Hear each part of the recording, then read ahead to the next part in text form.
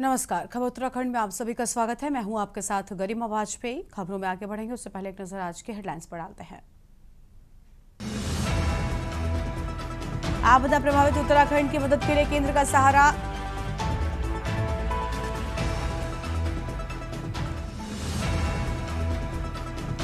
उत्तराखंड में स्वास्थ्य महाकुंभ का हुआ आयोजन, बड़ी संख्या में पहुंचे लोग।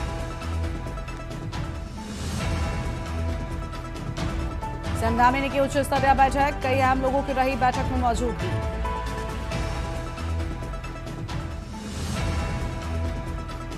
रेल परियोजना में ट्रैक बिछाने के लिए सर्वे।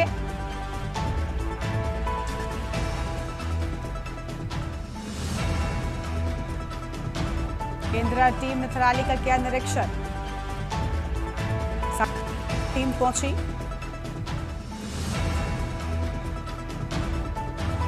और उत्तराखंड में आज बारिश का येलो अलर्ट किया गया जारी, लोगों से सतर्क रहने की गई अपील। आप देख रहे हैं के न्यूज, खबरों का सारथी।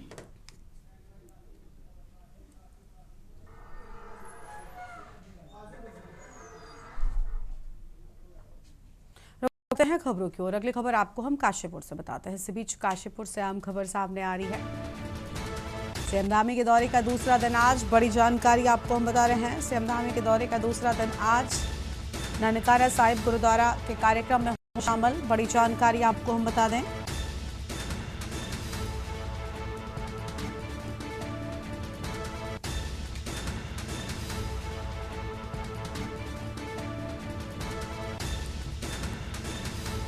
मुख्यमंत्री माथा टेक कर लेंगे आशीर्वाद, काशीपुर से बड़ी खबर। कार्यक्रम के बाद देहरादून के लिए होंगे रवाना, काशीपुर से बड़ी जानकारी आपको हम बता रहे हैं।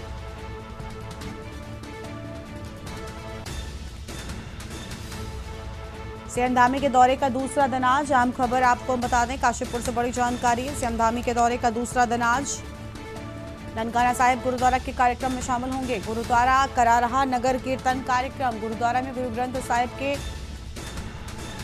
माथा टेकेंगे मुख्यमंत्री, माथा टेक कर लेंगे आशीर्वाद। कार्यक्रम के बाद देहरादून के लिए रवाना हो जाएंगे। सीएम पुष्कर सिंह धामी के दौरे का दूसरा दिन आज।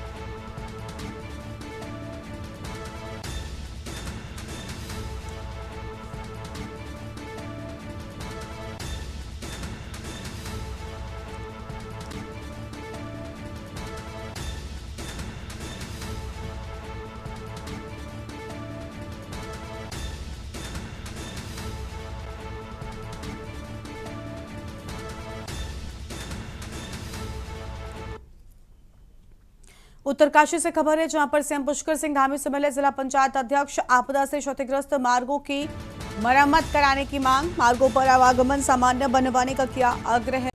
सीएम को बताया गंगा व यमुना घाटी का संकट, कहा दोनों घाटियों में आजीविका का संकट गहराया। कैबिनेट मंत्री सुबोध उनियाल से भी मुलाकात की है।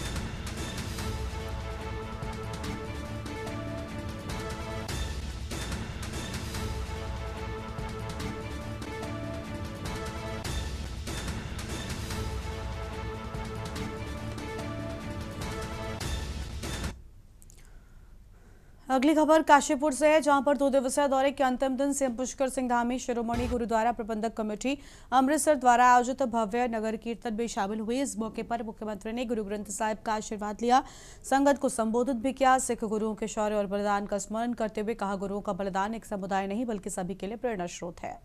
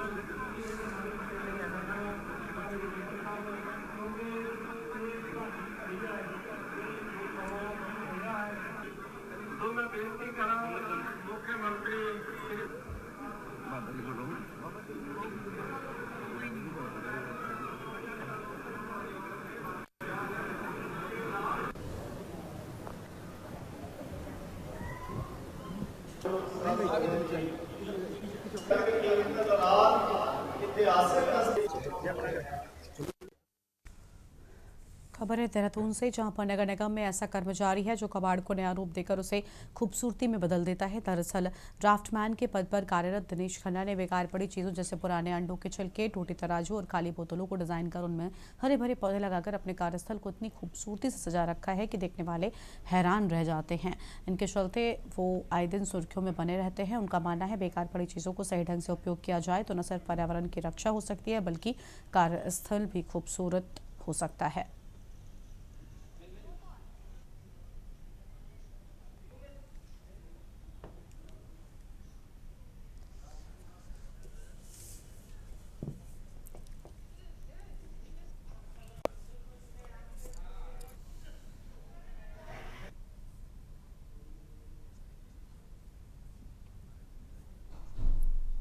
और नगर निगम में ही सर्विस भी करते थे, तो थोड़ा सा खेती बाड़ी का शौक तो खैर वहीं से रहा। पेड़ पौधों के लिए कुछ वेस्टेज ऐसे देखता था कि जैसे बोतलें, वेस्टेज चीज़ें पड़ी हैं, लोग उसे फेंक देते हैं पानी पी के, तो उसको थोड़ा सा नए रंग से, सुचारू रूप से, अच्छे ढंग से बनाने के लिए तो थोड़ी सी विचार आया है। तो वही मैंने, ये तो मेरा ऑफिस है, घर पे भी मैंने काफ़ी चीज़ें इस चीज़ में करी हैं। यहाँ तक कि मैंने जो वेस्टेज चप्पल होती है उसको भी नहीं, वो उसे भी यूज़ में ले लिया है मैंने, तो जिससे लोगों में प्रेरणा मिले, जिस गंदगी से बचें। प्लास्टिक का जो सड़कों पे बोतलें वगैरह फेंक देते हैं, इसको अच्छे लोग, काफ़ी लोग आते हैं मेरे पे, पीडब्ल्यूडी से हैं। विकासनगर कोतवाली क्षेत्र के हरपटपुर में देर रात एक दर्दनाक सड़क हादसे का सीसीटीवी फुटेज सामने आया है। यह हादसा विकासनगर रोड पर उस वक्त हुआ जब 2 तेज रफ्तार बाइकों के आमने सामने जोरदार टक्कर हो गई। हादसा इतना भीषण था कि बाइक सवार 5 युवकों में से 3 की मौके पर ही मौत हो गई। 2 अन्य गंभीर रूप से घायल हो गए हैं, अस्पताल में जिंदगी की जंग लड़ रहे हैं।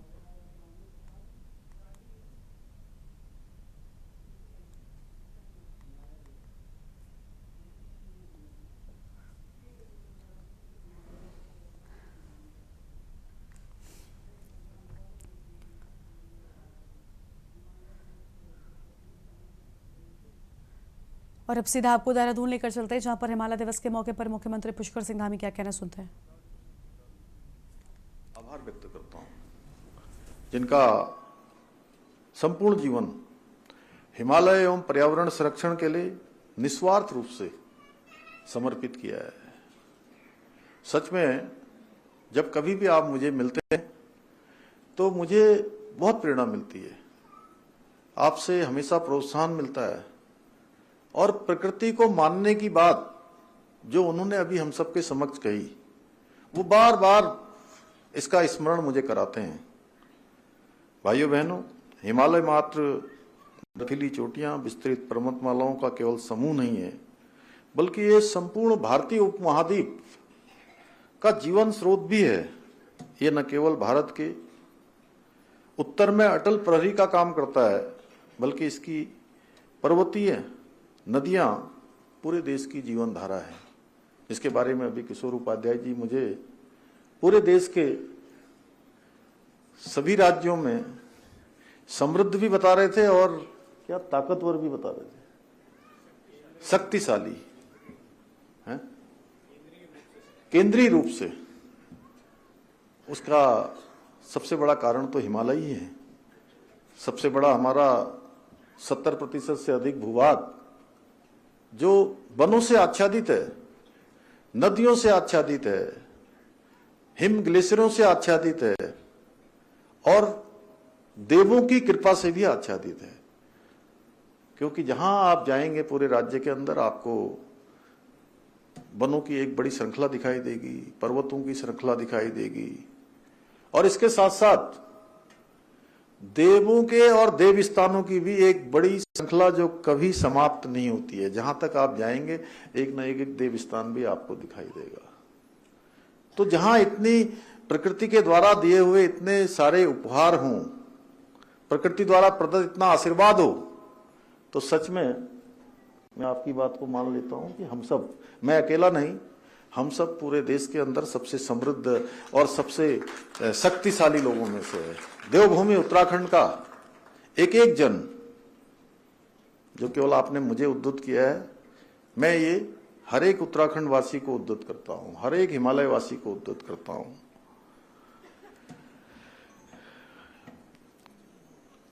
जहां हिमालय और इसकी पर्वत श्रृंखलाएं केवल एक भौगोलिक संरचना नहीं है, बल्कि हमारी संस्कृति, परंपरा, आध्यात्मिक चेतना की ये अनमोल धरोहर भी है। इसकी ऊंचाइयों से हमारे राष्ट्र का गौरव समाया हुआ है और इसकी घाटियों में हमारे प्राकृतिक संसाधनों का खजाना भी छिपा हुआ है।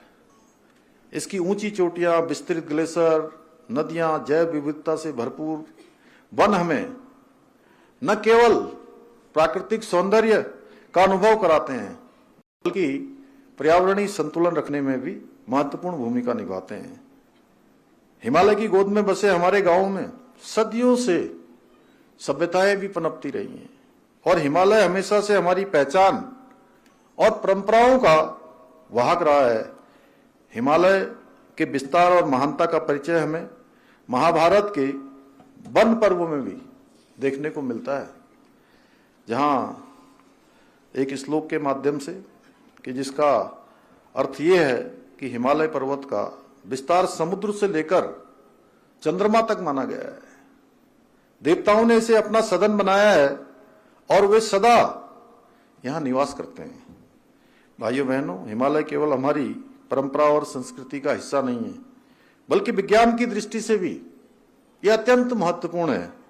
यह पृथ्वी पर जलवायु संतुलन बनाए रखने में भी बहुत केंद्रीय भूमिका निभाता है, जिसके बारे में अभी आदरणीय अनिल प्रकाश जोशी जी ने, किशोर उपाध्याय जी ने, और मैं समझता हूं पहले के वक्ताओं ने भी बहुत सारी बात रखी होगी। आज पूरा दिन आपको हिमालय हिमालय हिमालय हम सबके मन में भर जाना चाहिए। और मैं एक बात और कहना चाहता हूं। आज मैं और अभी किशोर उपाध्याय जी एक कार्यक्रम से आ रहे हैं, तो ये केवल एक दिन का कार्यक्रम नहीं होना चाहिए।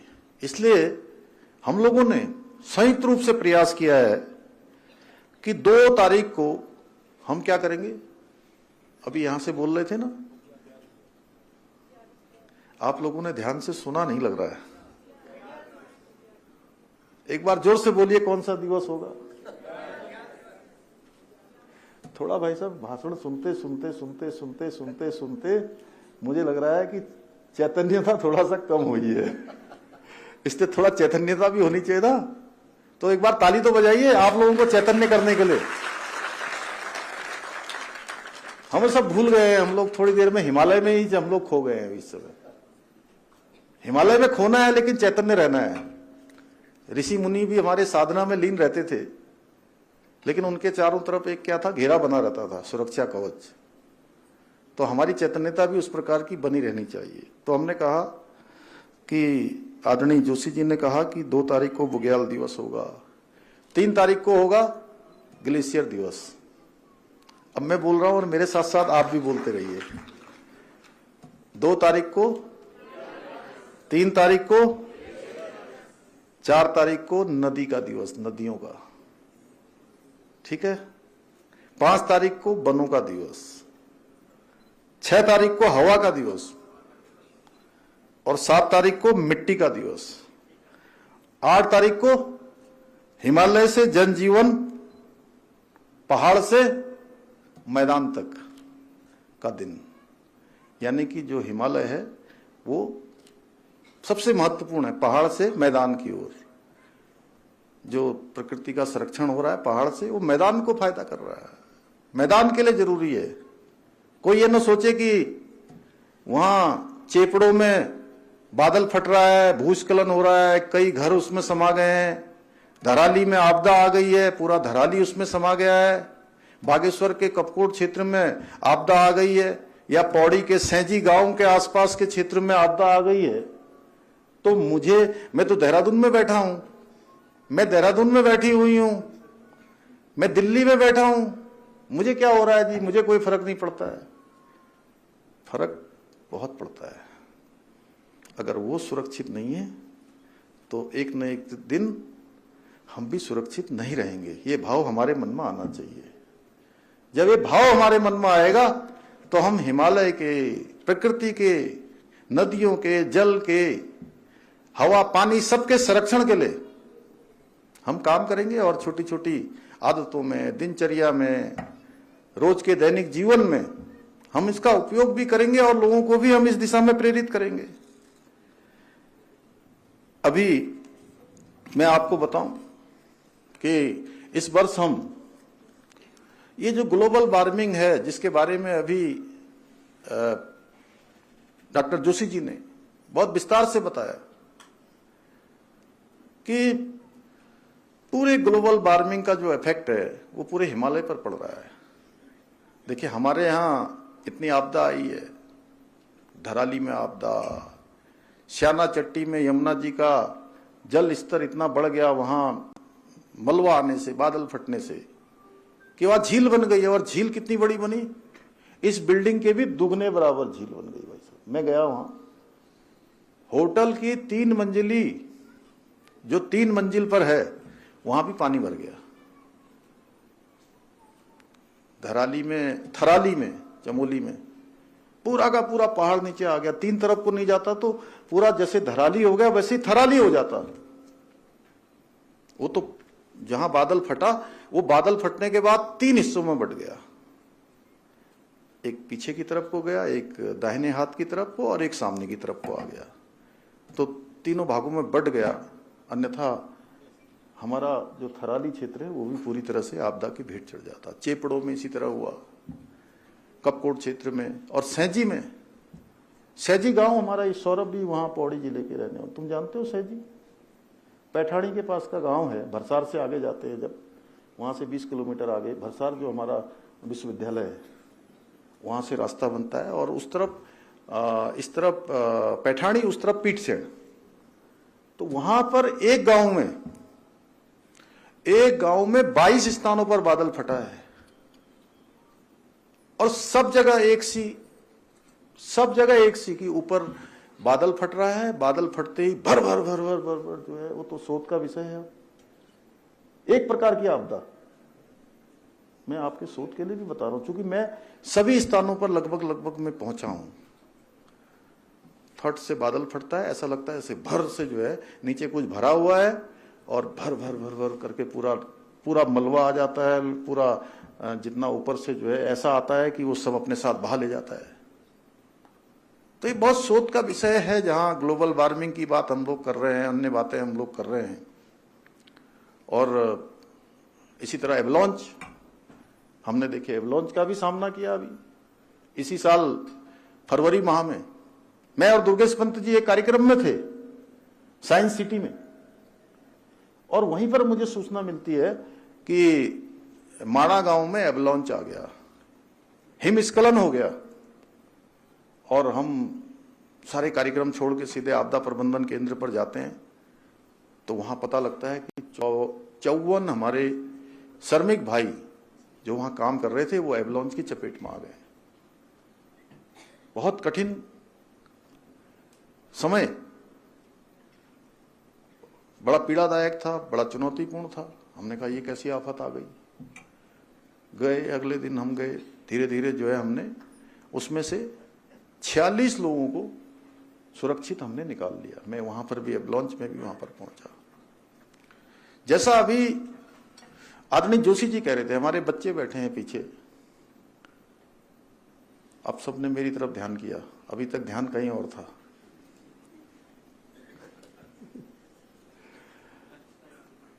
लंच हो गया, कोई बात नहीं, मैंने भी सवेरे से कुछ नहीं खाया है, अब इतनी दूर आया हूं तो मुझे लगता है कि मुझे कुछ बोलना चाहिए जो जो मैंने सीखा है, और आपके बोलने से ही मैंने कुछ पंक्तियां उठा ली इसमें से। जब हम छोटे थे, मैं पिथौरागढ़ में पैदा हुआ, बहुत सीमांत क्षेत्र में, कनाली छीना से बिल्कुल काली गंगा के किनारे, काली गंगा के किनारे, और वही काली गंगा आगे चलकर हमारी जो है गौरी गंगा काली गंगा मिलकर शारदा बन जाती है। और कोई मेरे गांव में गया होगा जहां मेरा घर है खटीमा में, तो उस शारदा जी में और घर के बीच में एक रोड है बस। तो मैं शारदा के साथ साथ उस मां शारदा की कृपा से जो भी काम कर पाया, जो भी सीख पाया, उसमें मैं बहुत नहाता था, बहुत नहाता था, कम से कम 8 से 10 घंटे। कुमाऊं बोलते हैं बौ काटना, तैरने को क्या बोलते हैं, क्या बोलते हैं ललित? हैं? हाँ, तो खूब मैं बौ काटता था, दिन भर नदी पार करना, आर करना, ये करना। खैर अब तो वहां मगरमच्छ आ गए कहते हैं लोग, अब नहीं जाते। मैंने अपने बेटे से कहा, बेटा तू इसमें तैर सकता है? बोला पापा इसमें क्रोकोडाइल है। तैरना जानता है। तो बचपन में जब एक गर्मी के दिन आते थे, बच्चों बड़े ध्यान से सुनो ये बात, जब गर्मी के दिन आते थे तो हम सारे जो है अपने कपड़े उतार के खाली एक कच्छे में, छोटे थे कच्छे में घूमते थे, और ऊपर से आ रहा है, बारिश आ रही है, खूब हम नहा रहे हैं और खुश हो रहे हैं, बड़ा आनंद आता था। और अब मैं राज्य का मुख्य सेवक हूं, जिस दिन भी ज्यादा बारिश आती है, यहां बिजली खड़कती है, या मैं रात में सोने से पहले 11-12 बजे आपदा से समाचार लेता हूं कि आज कहां का अलर्ट है, तो सच बता रहा हूं कि कुछ देर में बिस्तर पर बैठता हूं और नारायण का ध्यान करता हूं। हे नारायण, हम पर कृपा करना, कहीं कोई भी जो है इस प्रकार की चीज नहीं हो, हम सबकी रक्षा करना। और कोई आनंद नहीं आता मुझे। अब बारिश आती है तो कोई, जैसे बचपन में आप लोगों को भी होता होगा, बारिश आती होगी तो अच्छा लगता होगा घर में अंदर, है? क्या कहा आपने? अब डर लगता है। पहले ऐसा होता था, बिल्कुल यही अब सबके साथ हो गया है। तो ये बदल गया। अभी ऐसे ही देखिए, अभी एक एवलॉन्च की बात मैंने बताई, इधर बारिश की बात बताई। मैं अभी 31 तारीख को, जुलाई के महीने में, देहरादून से आप सुन रहे थे मुख्यमंत्री पुष्कर सिंह धामी को। हिमालय दिवस के मौके पर मुख्यमंत्री खास कार्यक्रम में पहुंचे हुए थे, उनकी ओर से बड़ी बातें कही गई है। इस कार्यक्रम में इतना ही। आप देखते रहिए के न्यूज़ इंडिया। नमस्कार।